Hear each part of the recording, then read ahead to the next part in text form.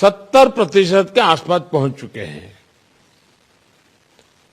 और हमारे वैक्सीनेशन अभियान को 1 साल पूरे होने में अभी भी 3 दिन बाकी है।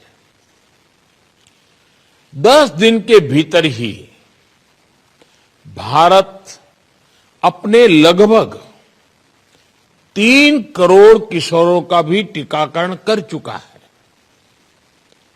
ये भारत के सामर्थ्य को दिखाता है, इस चुनौती से निपटने की हमारी तैयारी को दिखाता है। आज राज्यों के पास पर्याप्त मात्रा में वैक्सीन उपलब्ध है। फ्रंटलाइन वर्कर्स और सीनियर सिटीजन्स को प्रिकॉशन डोज जितनी जल्दी लगेगी उतना ही हमारे हेल्थ केयर सिस्टम का सामर्थ्य बढ़ेगा। 100% टीकाकरण के लिए हर घर दस्तक अभियान को हमें और तेज करना है। मैं आज अपने उन हेल्थ केयर वर्कर्स, हमारी आशा बहनों का भी अभिनंदन करता हूं जो मौसम की कठिन परिस्थितियों के बीच वैक्सीनेशन अभियान को गति देने में जुटे हैं। साथियों, टीकाकरण को लेकर भ्रम फैलाने की किसी भी कोशिश को भी हमें टिकने नहीं देना है। कई बार हमें यह सुनने को मिलता है कि टीके के बावजूद संक्रमण हो रहा है तो क्या फायदा।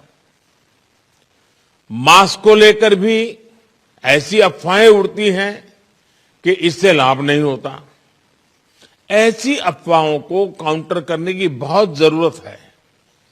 साथियों, कोरोना से इस लड़ाई में हमें एक और बात का बहुत ध्यान रखना होगा। अब हमारे पास कोरोना से लड़ाई का 2 साल का अनुभव है। देशव्यापी तैयारी भी है।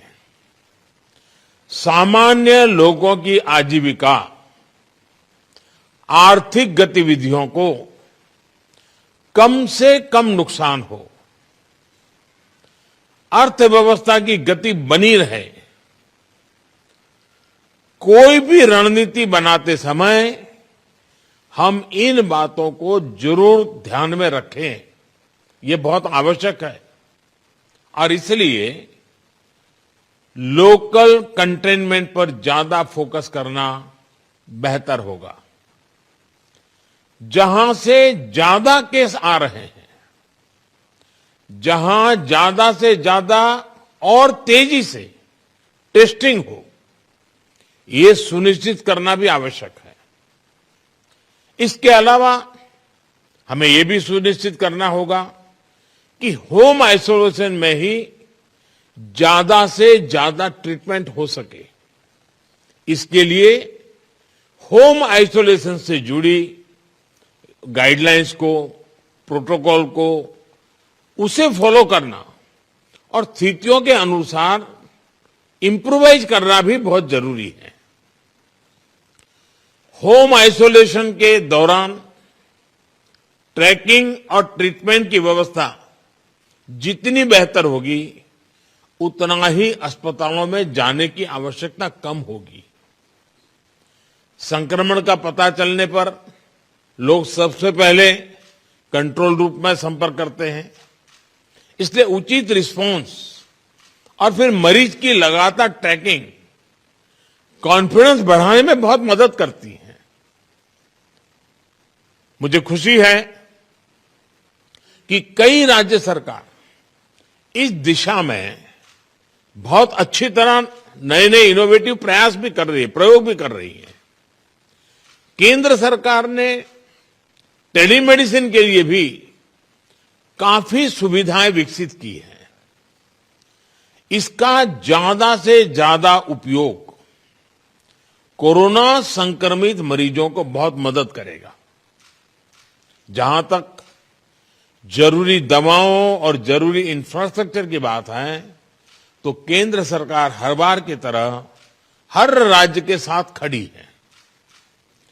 5-6 महीने पहले 23,000 करोड़ रुपए का जो विशेष पैकेज दिया गया था, उसका सदुपयोग करते हुए अनेक राज्यों ने हेल्थ इंफ्रा को सशक्त किया है।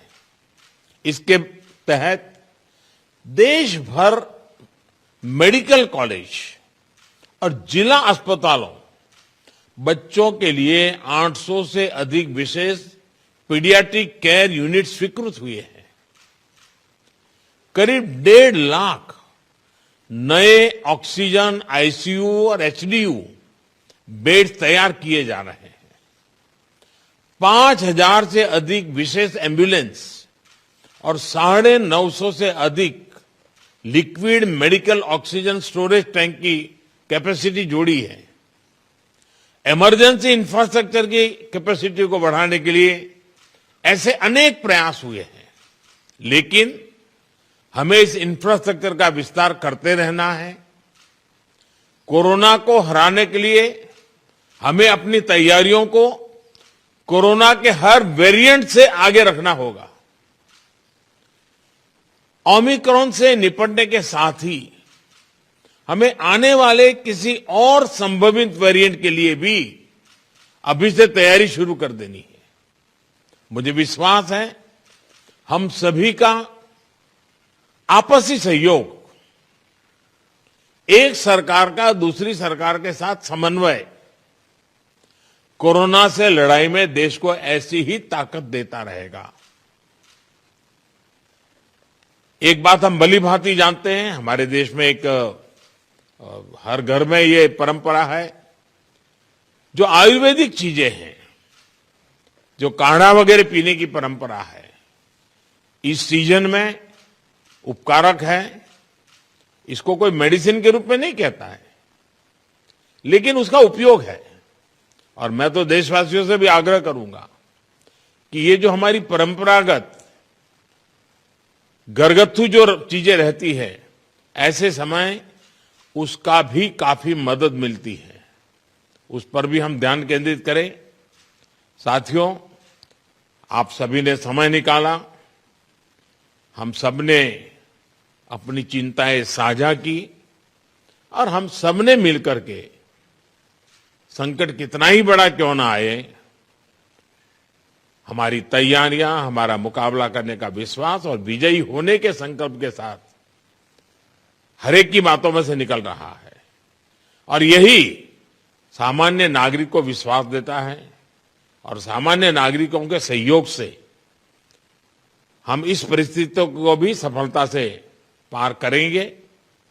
आप सभी ने समय निकाला, इसके लिए मैं हृदय से आपका आभार व्यक्त करता हूं।